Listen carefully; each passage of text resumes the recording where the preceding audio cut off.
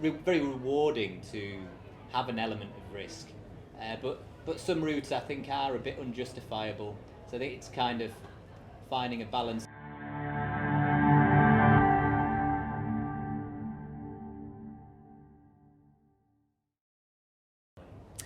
Hi there, my name is Faye. I'm in the media room with director Emma Crome and James McHaffie, the so-called Dark Lord of Trad, and we are going to be talking about the film Adra, which is it's world premiering actually at Kendal Mountain Festival this year, isn't it? So, Emma, first of all, I've got to ask you, so can you just tell us a little bit about Adra?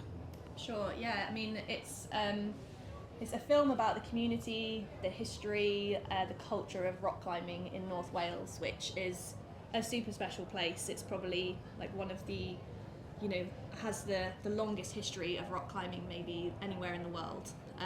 And it's basically the kind of epicenter for rock climbing in the UK. And because there is so much history and so many climbers are drawn to the area, it was just worthy of a film in its own right. So yeah, that's the film. Absolutely, and it's a completely stunning film. It really took me by awe, honestly. And you've made some really astonishing award-winning films in your career. So how did you feel about making another climbing film? And is it a climbing film? Everybody keeps asking me that, and I did initially feel a little bit reluctant to take it on because I feel like it's a film that could be, made so many different ways, and it's a subject that means so much to so many different people. So I had this weird feeling of not feeling particularly qualified to make the film. But then throughout the process, I found that, it was about evoking a feeling that I have for North Wales, and a lot of people who I spoke to throughout doing the interviews all talked about this same feeling and the same affinity for the landscape and the crags and the hills. So that I felt like that became my job, was to try and evoke that feeling that people have. And so it is a climbing film, but it is also about belonging as well, and that's a subject that's really close to my heart. I can certainly relate to that from watching the film, and as a Welsh woman myself, that feeling of belonging, you completely encapsulated that. And there's a specific word that comes up in the film, it's hiraeth, isn't it? So can you tell us a little bit about that and what that means to you?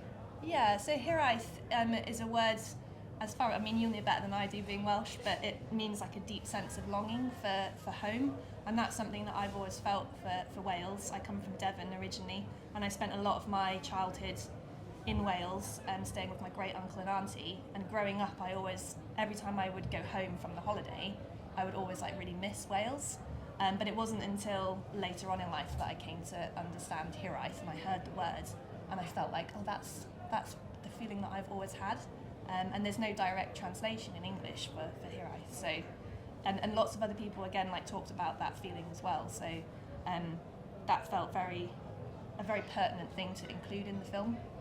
Absolutely, and it's a word, even though it doesn't have a direct translation, I think it's something, like you said, that so many people can identify with. And so, Kath, you're not from North Wales, you're actually a very local person, aren't you? So what does that mean to you, that kind of sense of hiraeth?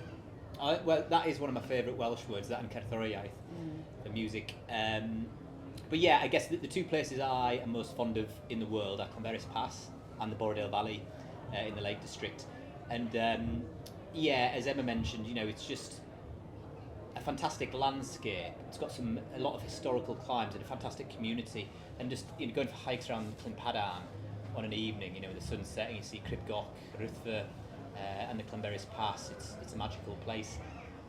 And then you often just see lots of friendly faces that scattered about. Absolutely, and I just noticed there that you're using the Welsh names for those places like Arwyddfa and Cribgoch, and that's really wonderful. And Emma, why was it so important to have the Welsh language featured in this film?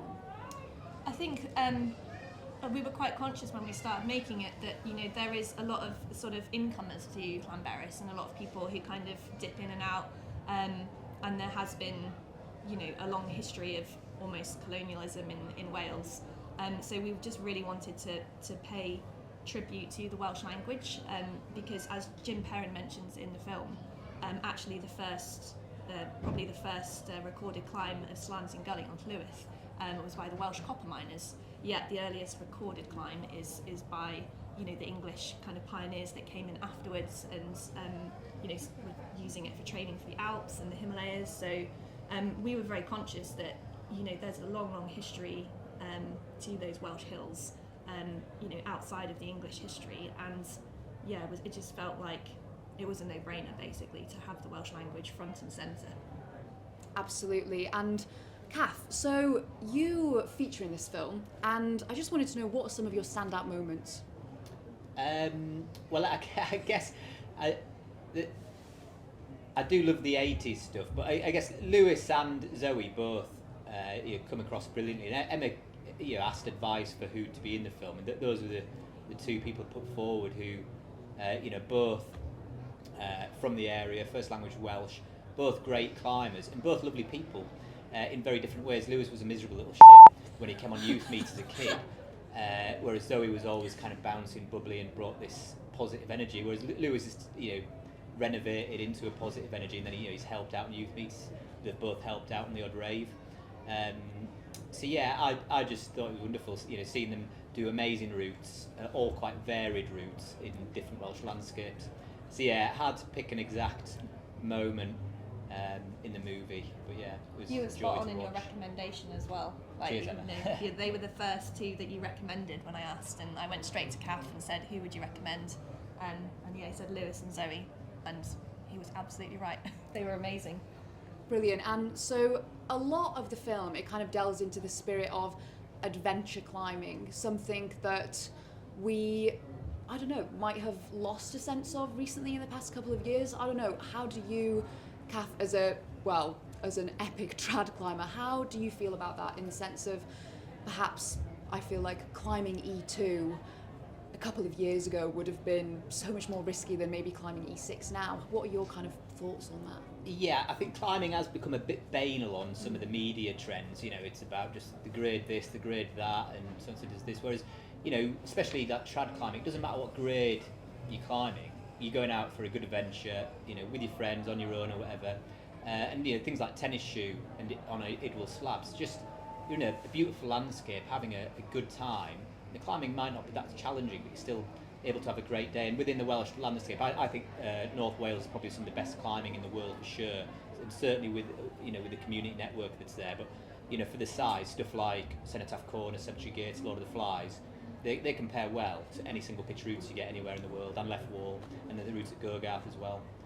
I'm incredibly biased as someone Welsh and someone who loves Welsh rock, so I literally could not agree more. They are, tennis shoe, Cenotaph Corner, just best climbs in the world. But just on that topic of adventure climbing, how do you feel about the kind of spirit of risk there?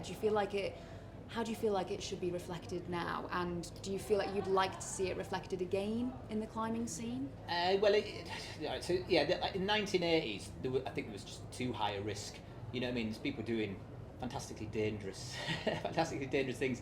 So now I've gotten older, then I think it's very rewarding to have an element of risk.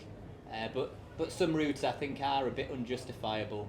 So I think it's kind of finding a balance. I think with modern kind of, obviously bouldering's very popular, sport climbing's very popular now, and trad climbing has gone a bit more on a back burner with a lot of people, certainly on the on-sighting front.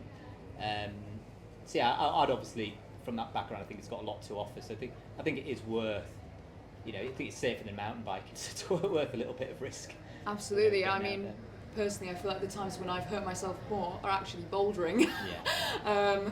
And it's all about calculated risk, I guess, then, isn't it, at the end of the day? Yeah, and I also, most of my best experiences in life have been out having an adventure somewhere with friends. So I think that, I certainly wouldn't have taken that risk away in the decades of my life, and I think it can be very rewarding for people to go out there and have an adventure.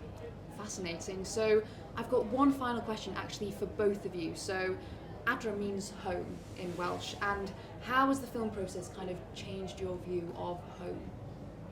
Yeah, that's a really interesting question. So I'd not long moved to North Wales when I started making Adra, and I live in the middle of nowhere, and I didn't really have like a social scene that much, and obviously like living out in the sticks, it's quite hard to kind of build that like new social circle. But through the process of making Adra, it kind of helped me to kind of meet other people in the community, and kind of it made Wales feel much more like home and helped me to settle in. So actually, Adra kind of cemented this kind of like new life for me in Wales, which I'd always dreamt of since I was quite young. So it's been a really special process. Yeah, so similar, when we started to make Adra, was it last summer that we started to get the footage late last year? Like 18 months ago, wasn't it? Yeah, and probably around that time I started to feel very grateful for the community that had been able to go down for barbecue with people like John Ratcliffe and Hannah, and lots of friends down at Clynpaddan, and then being able to hang out with people like Lewis and Zoe and Nal Hughes, across spectrum of generations. And hanging out with the Cold House crew was fantastic as well, because they're kind of, obviously Emma's within the scene, but some were just kind of peering in and thought it was great as well. So yeah, it was a proper pleasure to be part of. Amazing. Thank you both so much. And we are really delighted also to announce that Adra is actually going to be going on tour, isn't it? It is, yeah, it's very exciting. So, following the premiere, it will be screens at a bunch of different venues around the country. So, I think places like Sheffield and Bristol. It's all to be confirmed, but I think it starts early next year. Well, we're all very excited about that, and thank you both so much for coming in, and good luck with the world premiere. I'm sure it'll be fantastic. Thanks, Faye. Thank you. Cheers, Faye. Oh, Thanks a lot. oh. Sorry, there we go. Cheers. That's great.